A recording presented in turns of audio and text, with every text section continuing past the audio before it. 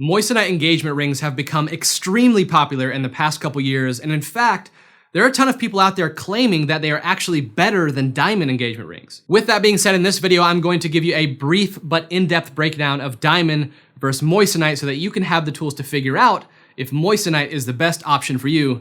Check it out. Let's start with the basics by breaking down what is moissanite. Much like a diamond, a moissanite is a gemstone and it grows naturally in the earth. However, the caveat is with moissanites, they are almost always too small to mine out of the ground and put in engagement rings. For that reason, almost all of your moissanite engagement rings are going to have a moissanite gemstone that was lab grown or man-made. Now let's jump into some side-by-side comparisons of diamond versus moissanite, and then I'm gonna give you some buyer recommendations with the #1 mistake that buyers make when getting a moissanite engagement ring. Let's start out with durability. As you probably know, the diamond is the hardest natural substance in the world.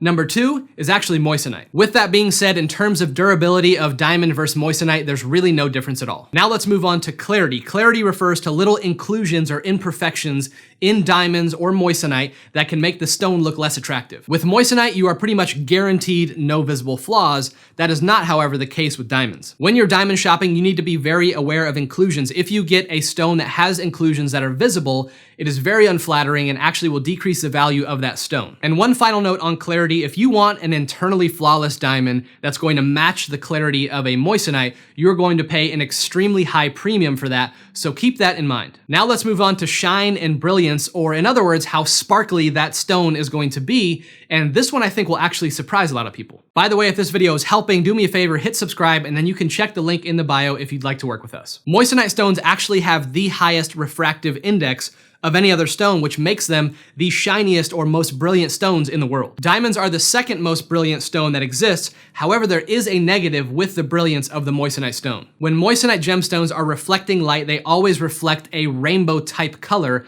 out of the stone. In fact, a lot of jewelers call this stone a disco ball because of the rainbow reflection. Diamonds are very different from moissanite in the sense that they are known for reflecting, ideally, a pure white reflection. By the way, this issue plays into the #1 mistake moissanite buyers make. I'm gonna cover that in just a second. And finally, probably the most identifiable difference between diamond and moissanite is price. When considering a diamond versus a moissanite that are relatively the same size, you can be pretty much positive that you're gonna save thousands of dollars less going with the moissanite option as opposed to the diamond option. Now at this point, you're probably asking the really good question, why are diamonds so much more expensive than moissanite?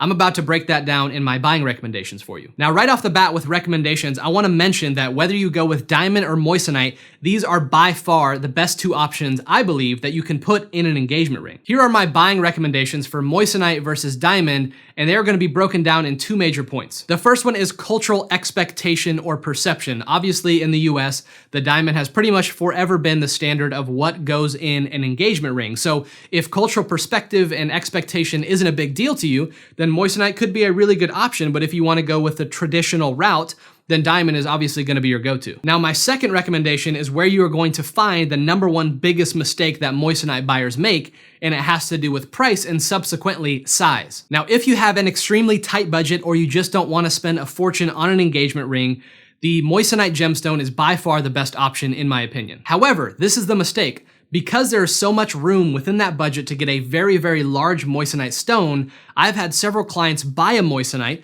and then regret it because #1, it is too big and it looks awkward or uncomfortable, and people are raising a lot of questions of how could he have afforded that big of a diamond? And then the second part of this is because it is such a big gemstone, the rainbow aspect of the reflective light that's coming out of the moissanite intensifies, and so it makes it more obvious that it's actually not a real diamond if you were to put it side by side, but even in some cases, you can tell just by looking at it. So if your budget is anywhere from maybe $1,000 to $2,500, I would say moissanite is your sweet spot. Anything up from there, I would consider a lab-grown diamond next, and then an earth-mined diamond. After watching this video, if you'd like to work with us, feel free to check out our link in the description and fill out a free quote form, and we will get you in the perfect engagement ring. I hope this video helped. We will catch you on the next one.